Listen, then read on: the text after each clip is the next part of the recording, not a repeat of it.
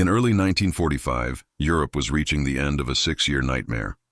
The once brilliant German cities now lay in ruins.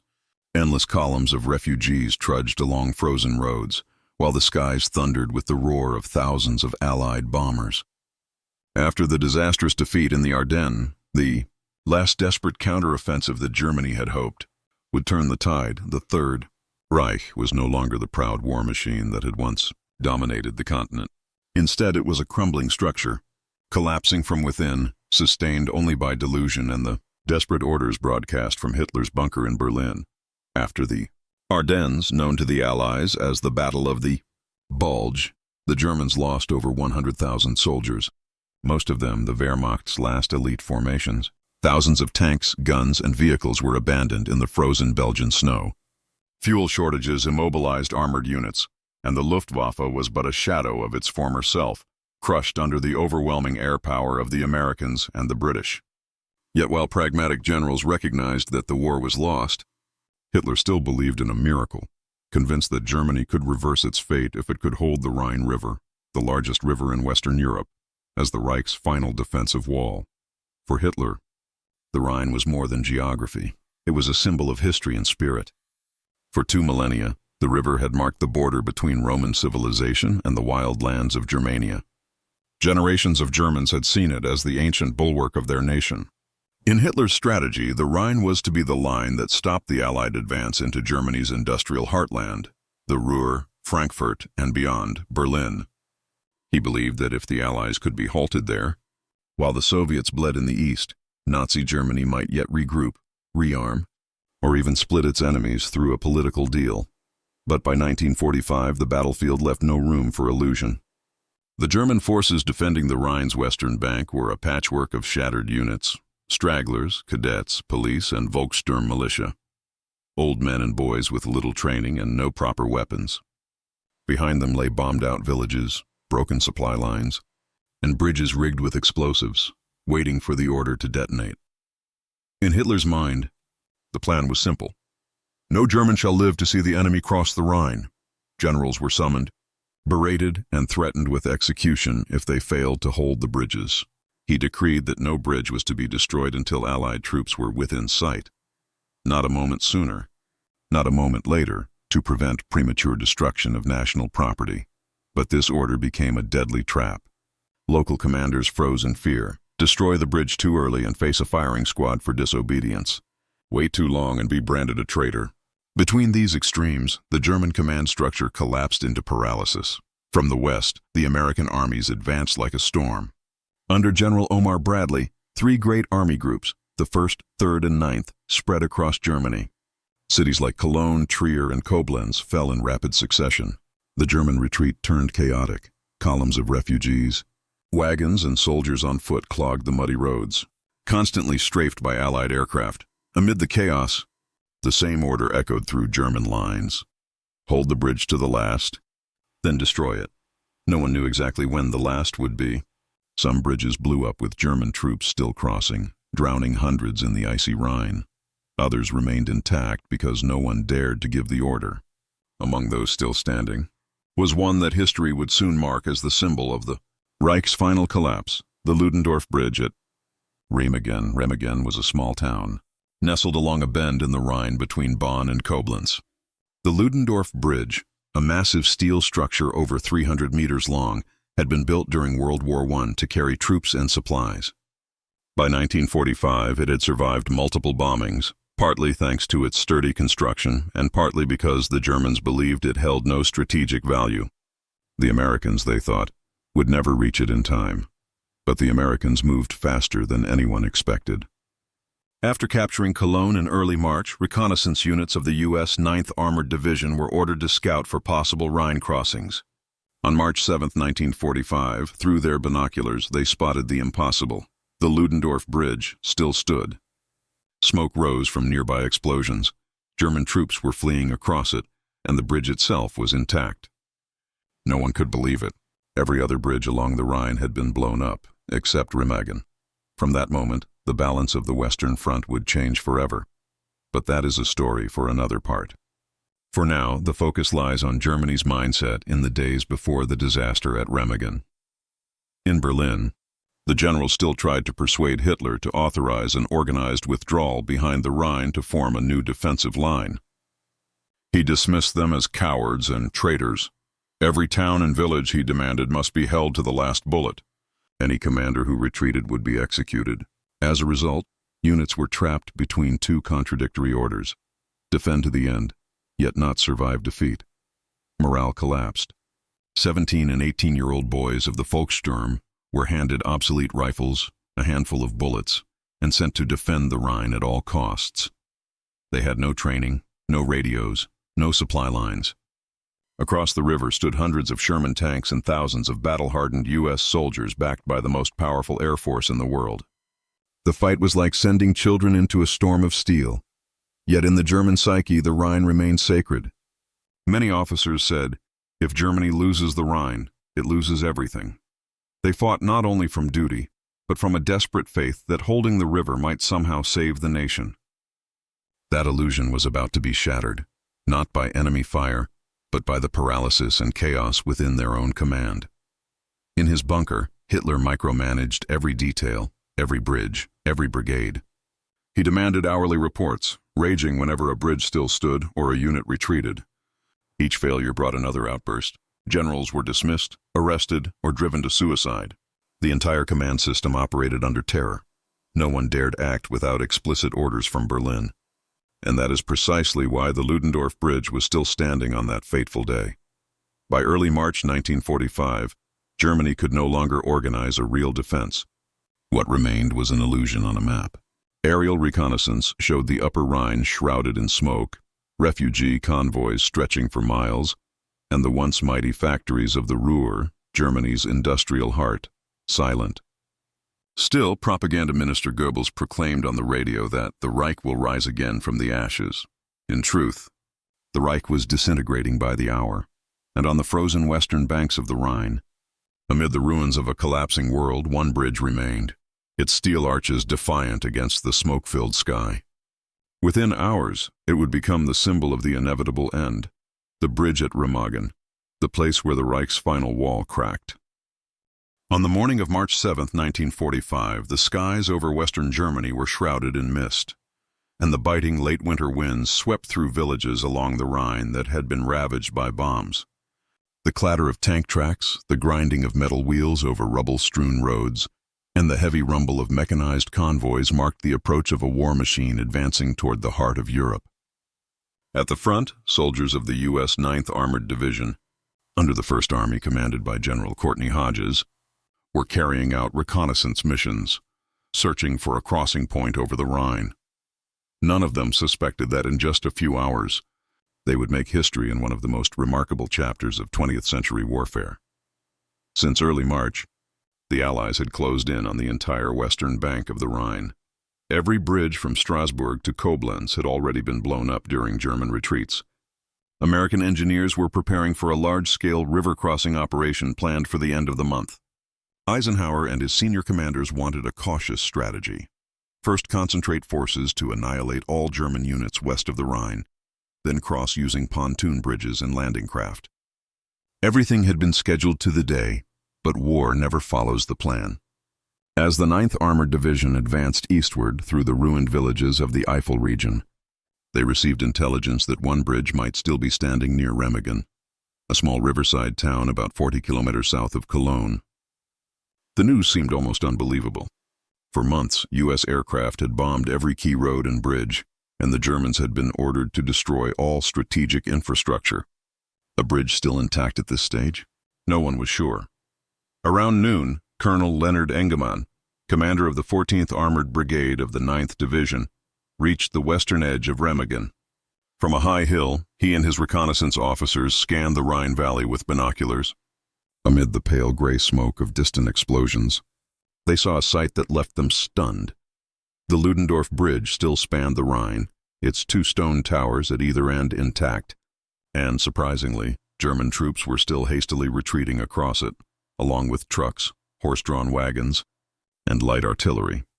Engemann immediately reported back to the forward headquarters of General John W. Leonard, the 9th Division commander, that the Remagen Bridge was still standing. Leonard initially did not believe it. He demanded verification, fearing it might be a mistake or a German trap. But when a second report arrived, this time confirmed by Lieutenant Karl Timmermann, commander of the 27th Infantry Battalion, all doubts vanished. Timmermann spoke tersely over the radio. "The bridge is still intact, sir. The enemy is attempting to retreat across it. I recommend an immediate attack." The decision was one of the boldest and most daring of the war. There was no plan, no logistical preparation, no large-scale artillery support, just a single fleeting opportunity. Delay by a few minutes, and the Germans would detonate the explosives, reducing the bridge to rubble. Act too soon, and the Americans risked annihilation under fire from the opposite bank. But Timmermann knew that in war such opportunities appear only once. He immediately organized the assault. Leading the way was Company A, commanded by Lieutenant Jack Hyde. Behind them, tanks of Company C provided support and suppressive fire. As Sherman tanks and M26 Pershings shelled German positions on the far bank, U.S. infantry surged forward. The roar of MG-42 machine guns from German watchtowers sent sparks flying across the steel surface. Private Alex Drabik, a Polish-American farmer's son, ran at the head of the column, dodging bullets while crossing the bridge. He became the first Allied soldier to cross the Rhine alive since the start of the war. On the German side, chaos reigned. The officer responsible for defending Remagen was Major Hans Scheller, transferred from the Italian front. He had orders to hold the bridge at all costs, but also orders to prepare to destroy it when the enemy approached. His engineers had wired explosives on March 6th, but lacking proper detonators, they used improvised slow-burning fuses.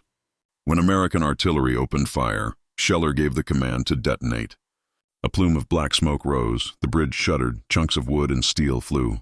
Yet the bridge remained standing. Why? Much of the explosives had become damp. Some of the wiring was faulty, and crucially, the German engineers had hidden the charges so carefully to avoid earlier bomb damage that they could not detonate them all at once. In those fateful minutes, the fate of tens of thousands of German troops and the future of the entire Western Front was irrevocably altered. As Drabik and his men reached the eastern bank, they stormed German gun emplacements, threw grenades, captured prisoners, and secured the bridgehead. Sherman tanks began rolling across, the bridge shaking under their weight. Timmermann ran along the span, directing squads and shouting over the gunfire. "Move forward! Don't stop!" One soldier recalled. "We didn't think we were doing anything great. We just knew that if we stopped, the bridge would explode, and we'd all die." In less than 2 hours, the Americans had seized the eastern bridgehead, capturing over 200 German prisoners and eliminating the remaining defenders. When the news reached General Hodges, he immediately reported to General Omar Bradley, who then informed Eisenhower at headquarters in Reims, France. Eisenhower was stunned. He asked repeatedly to be sure he had heard correctly. "What bridge? Remagen? Are you serious? It's still standing?" Within minutes, the Allies' entire Rhine crossing plan was overturned. While other divisions were still preparing pontoon bridges, Remagen became a real bridgehead. Eisenhower immediately ordered, "Hold it at all costs." Throughout the night of March 7th to 8th, thousands of American troops, tanks, artillery, and transport vehicles poured across the still-smoking bridge. Engineers worked non-stop, patching holes and erecting temporary supports. Convoys rolled under flares, engines roaring, while German forces on the eastern bank began heavy shelling in a desperate attempt to reclaim the bridge. But it was too late. Within the first 24 hours, 8,000 Americans had crossed. 3 days later, over 25,000 troops, along with hundreds of tanks and artillery pieces, had poured across.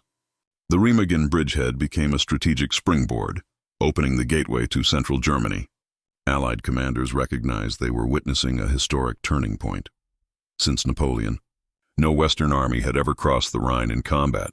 Meanwhile, in Berlin, when Hitler learned the Ludendorff Bridge was still standing, his rage erupted.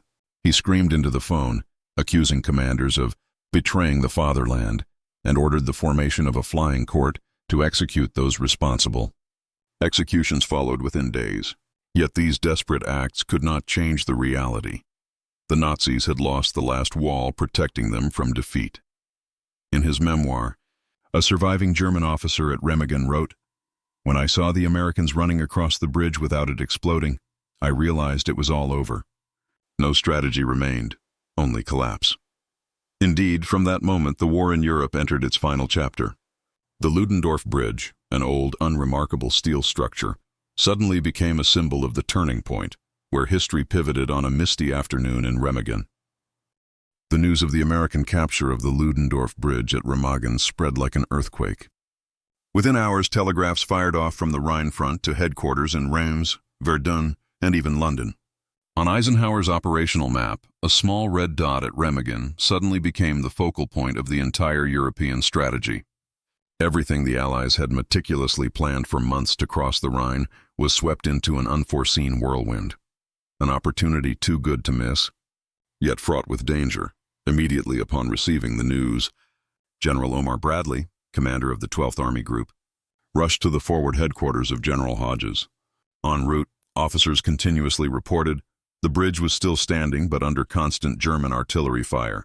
The 1st Battalions had crossed to the eastern bank. Engineers were scrambling to reinforce the bridge deck. Arriving at the command post, Bradley entered the information bunker, scanning the densely marked map. He asked how many have crossed. An officer replied, "About 8,000, sir, and still counting." Bradley paused for a few seconds, then turned to Hodges. "I can't believe it. They've done what we expected would take 3 divisions and 2 weeks of preparation." Yet both Bradley and Hodges understood. Capturing the bridgehead was one thing. Holding it was the real challenge.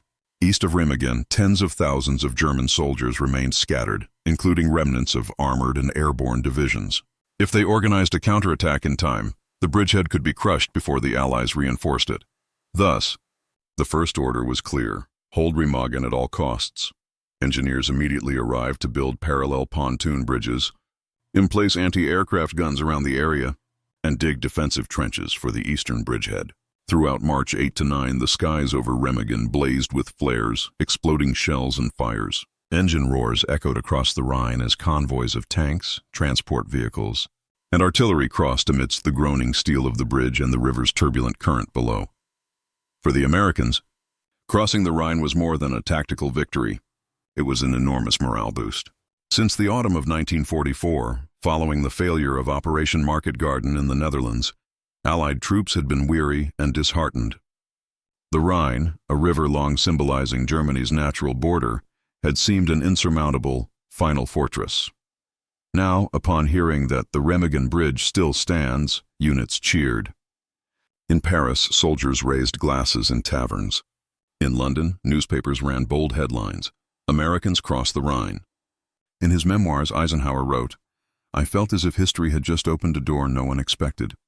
We could not help but step through it." For the Germans, however, the shock was devastating, a dagger to the heart of a dying Reich. In Berlin, reports from Remagen were sent directly to the High Command. When officers informed Hitler that the Ludendorff Bridge had not yet been completely destroyed, he roared in fury, deeming it an act of betrayal. A court of honor was immediately established under Field Marshal Wilhelm Keitel and Heinrich Himmler. Within days, Major Scheller, his engineers, and local commanders were executed at the Remagen train station. No one could explain that damp explosives and faulty fuses had prevented full detonation. At headquarters, Hitler ordered a counterattack at any cost. He mobilized all remaining elements of the 15th Army, including paratroopers, armor, and heavy artillery. A special task force was assigned a single objective: destroy the bridge. Over the following days, the Germans tried everything: artillery bombardment, air raids, and even V-2 rockets. On March 9th, 88 mm and 105 mm guns pounded the bridgehead. Shells struck repeatedly, bending steel and setting wood ablaze, yet the bridge held. The next day, 11 Arado R-234 jet bombers, the world's first operational jet bombers, were dispatched. Diving from low altitude, they dropped 500-kilometer bombs. One hit near a bridge pier, causing part of the deck to collapse, but the main framework remained intact. A German pilot later recalled, "I saw American vehicles still crossing in column through the smoke. That's when I realized it was all over." In desperation, the German command even used V-2 rockets, the only time in history these missiles were deployed for tactical purposes. 11 rockets were launched from the Ruhr toward Remagen. 5 missed, 3 fell into the river, 2 struck the western bank, killing civilians and U.S. soldiers, but none hit the bridge. A U.S. engineer's diary succinctly recorded, "They threw everything at us, but the bridge survived. For the Allies, every passing hour was a race against fate. Engineers worked around the clock, using wood, steel, and even old tank chains to reinforce shell-damaged sections. 2 parallel pontoon bridges were built, one for infantry, one for vehicles. The Rhine became a flood of metal and men, constantly streaming east. General Hodges committed 3 infantry divisions and 1 armored division across the bridge. They rapidly expanded the occupied area, dislodging German resistance in Erpel and surrounding hills. Within 5 days, the Remagen bridgehead extended nearly 10 kilometers deep and 5 kilometers wide, enough to accommodate an entire army group. In Washington, President Franklin D. Roosevelt received daily reports. Despite his declining health, he smiled at the line, "The Rhine has been crossed." For America, it was the clearest sign that the war in Europe was drawing to a close. But every victory has its cost. On March 17th, after 10 grueling days under bombardment, the aging, battered Ludendorff Bridge finally collapsed. About 28 engineers on the bridge were killed when its massive steel structure plunged into the river. The roar of its fall closed a heroic chapter. In just 10 days, it had carried over 25,000 U.S. troops, 2,000 tanks and artillery pieces, and thousands of tons of supplies across the Rhine, creating a springboard for the final push into Germany. Afterward, Eisenhower visited the site. Standing before the half-submerged steel frame, smoke still rising, he murmured, "It has done more than its duty." This bridge has led Germany to its reckoning. For Germany, the psychological collapse was irreparable. Officers understood that once the Allies had crossed the Rhine, every defensive line behind it was merely symbolic. Command structures were in disarray. Units fled east in chaos. Within 2 weeks after Remagen, American and British army groups crossed the Rhine at multiple points, opening the entire Western Front. The soldiers who had crossed that day, Drabeck, Timmerman, and thousands more, returned to the U.S. as heroes. Yet even they could not have foreseen that their actions had reshaped the global balance. Remagen was not just a victory. It was proof of the power of bold decisions and seizing opportunity in war. In his memoirs published years later, Lieutenant Karl Timmerman wrote, "We had no plan. We only had an opportunity and we took it." Perhaps that is the essence of victory. For history, Remagen was where the last wall of the Reich fell, not to bombs, but to human will and chance. An old, neglected bridge became the symbol of the final turning point of World War II, where steel, blood, and fate converged on the rushing waters of the Rhine. The Remagen event was not merely a tactical defeat. It was a psychological shock that struck at the very heart of the Third Reich. In Berlin, where the atmosphere was already thick with news of defeats and pervasive fear, the report that American forces have crossed the Rhine struck like a dagger through the crumbling machinery of power. Germans who still clung to the idea of a miracle weapon or a last-minute diplomatic twist to save the Reich suddenly realized that nothing could rescue them. On the morning of March 8, 1945, the first telegram reporting the capture of the Ludendorff Bridge reached the German High Command, OKH. When the liaison officer presented it to General Alfred Jodl, he could only utter in stunned disbelief, "So they've crossed the Rhine." The words quickly reached Adolf Hitler, then in his Berlin command bunker, sparking an unprecedented rage. He slammed his fists on the table, screamed, threw down a map pointer, and shouted, "Why is that bridge still standing? Who is responsible for this disgrace?" From that moment, Remagen became a symbol of betrayal in Hitler's eyes. He viewed the loss of the bridge to American forces as an act of treason rather than a military setback. In his fury, he ordered Heinrich Himmler, then commanding the 11th Army, to erase Remagen from the map within 24 hours. At the same time, Hitler decreed the formation of a flying court, Fliegendes Standgericht, to investigate and punish those responsible for failing to destroy the bridge in time. This special court was presided over by General Rudolf Hübner. Within days, Hübner and a team of SS officers flew to the front, setting up a field tribunal at a train station near Bonn. The accused included Major Hans Scheller, commander of the bridge's defense, Lieutenant Karl-Heinz Peters, chief engineer, and 2 other assistant officers. The trial lasted less than an hour. No defense, no witnesses. When Scheller attempted to explain that damp explosives and faulty fuses were to blame, Hübner coldly interrupted, "You let the enemy cross the Rhine. Nothing more needs to be said." That same afternoon, The 4 officers were led to a grassy area near the station and executed. The verdict was reported straight to Berlin as proof of loyalty to the Führer. Yet no one in the power apparatus dared tell Hitler the truth. It was the chaos within the command system, overlapping orders, SS interference and fear of punishment that had caused Remagen's fall. Meanwhile, on the front, the Germans reacted desperately. As early as March 8th, the remnants of the 15th Army, under General Gustav Adolf von Zangen, were ordered to counterattack and destroy the bridgehead. In reality, these forces were a fragmented shadow of their former selves, exhausted soldiers, outdated weapons, and critically low fuel. Many had yet to re-equip after setbacks in the Ruhr. General von Zangen lamented in his diary, "We were ordered to retake a bridge with nothing but faith and blank cartridges." From March 9 to 12, German artillery relentlessly pounded the Remagen bridgehead. 88-meter, 100-meter, and 150-meter guns from both sides of the river fired day and night. Many shells struck the bridge, damaging steel structures and causing dozens of American casualties. Yet the bridge held. The Germans decided to play their trump card.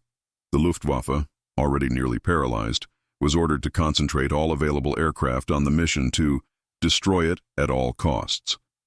On March 9th, Me-262s, the world's first jet fighters, took off from Paderborn Airfield to escort Arado R-234 bombers carrying 500 killer bombs. This was among the Luftwaffe's final desperate air campaigns. The German pilots, most barely in their 20s, flew under severe shortages of fuel, ammunition, and radar guidance. They dove on the Remagen Bridge through dense anti-aircraft fire. Some bombs struck near bridge piers, shaking the river beneath, but the main framework remained standing. A Luftwaffe report tersely stated, "Target not destroyed. Heavy losses. Mission failed." Not stopping there, Hitler ordered Albert Speer, Minister of Armaments, and V-2 rocket engineers to attempt an unprecedented tactic, a ballistic missile strike. From secret launch sites in the Ruhr, 11 V-2 rockets were fired toward Remagen. However, the primitive guidance systems were far too inaccurate for a small target like a bridge. Most rockets veered tens of kilometers off course. Some fell into the river or detonated in civilian areas. The result? 6 civilians and 3 American soldiers killed, but the bridge remained standing. In desperation, the Germans even deployed Kampfschwimmer, naval frogmen trained to swim underwater with explosives to plant on the bridge piers. On the night of March 10th, 8 frogmen set out from upstream. Strong currents and American flares revealed them.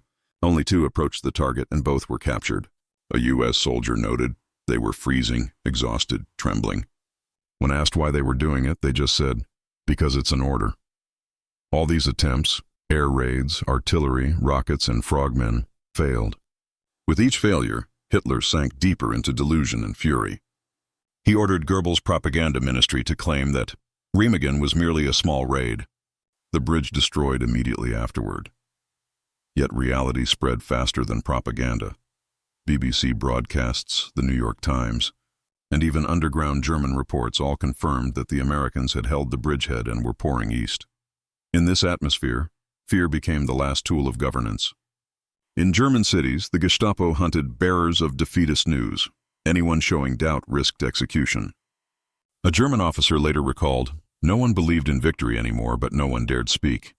We just waited in silence for the end." While Hitler raged in search of scapegoats, Eisenhower and Bradley calmly exploited the victory. From the Remagen bridgehead, the Allies expanded attacks across the Rhineland. Armored divisions surged into Bonn and Cologne, then deep into the Ruhr industrial heartland. Within 2 weeks, the entire German 15th Army was encircled. Over 300,000 soldiers cut off from supply lines. By the end of March, as the Allies crossed the Rhine at multiple points, Wesel, Mannheim, Oppenheim, the military significance of Remagen was fully confirmed. It was the decisive turning point that shattered the Nazi myth of the Rhine Wall. For the German populace, Remagen signaled the imminent collapse. In Berlin, bombing intensified, food ran out, and refugees streamed from the east. News of the Remagen Bridge carried not just military but a psychologically fatal blow. A Cologne elderly woman recalled after the war, "From the day we heard the Americans cross the Rhine, everyone knew it was over. Nobody spoke of victory anymore."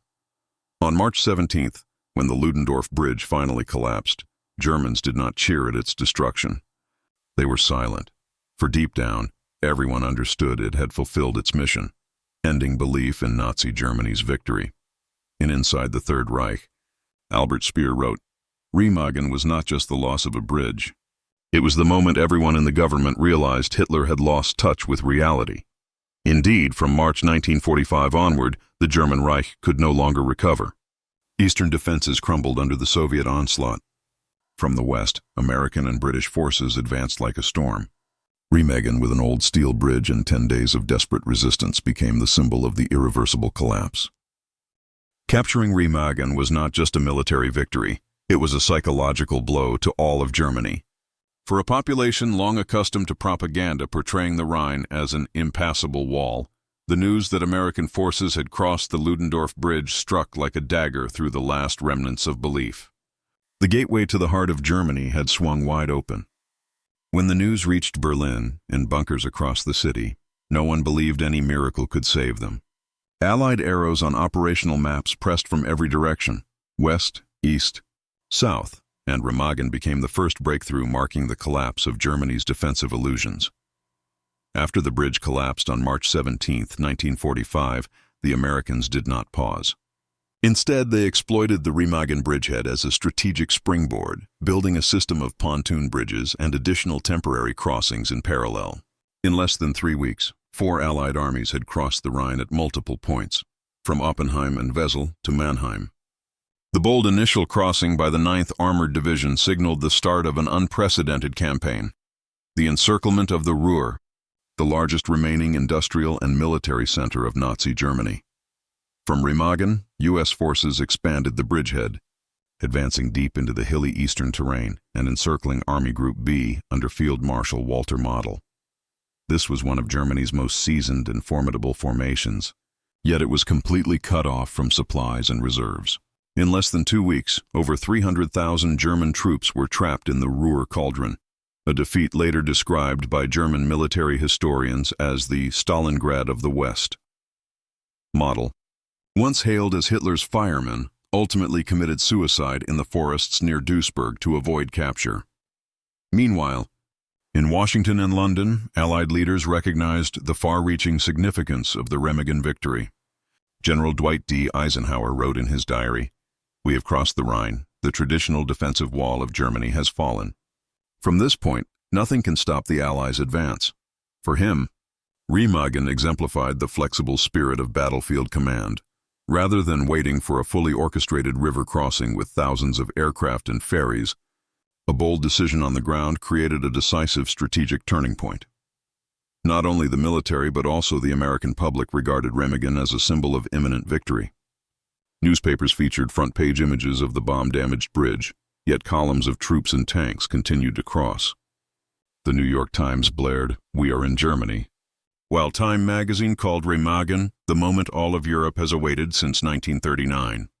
For Allied soldiers, especially those who had endured the freezing Ardennes, Remagen confirmed they were on the final steps of the path to victory. On the German side, civilians felt the collapse palpably. Many towns along the Rhine were abandoned.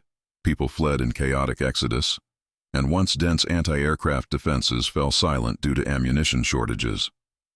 Wehrmacht units could no longer maintain continuous defensive lines.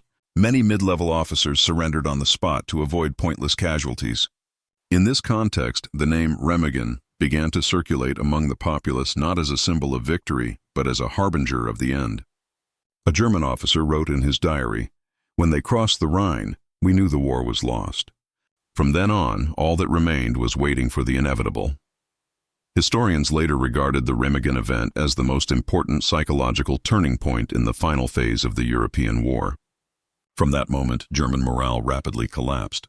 While the Allies swept across the west, the Soviet Red Army advanced from the east, reaching the Oder River just over 70 kilometers from Berlin. The empire Hitler had once proclaimed would last 1,000 years existed for only a few more weeks. On April 25, 1945, in Torgau, American and Soviet troops shook hands on the Elbe River, a symbol of the unification of the two fronts. Originating from the first crossing at Remagen, the impact of this victory extended beyond the European battlefield. It sent a powerful message about initiative and bold action in modern warfare.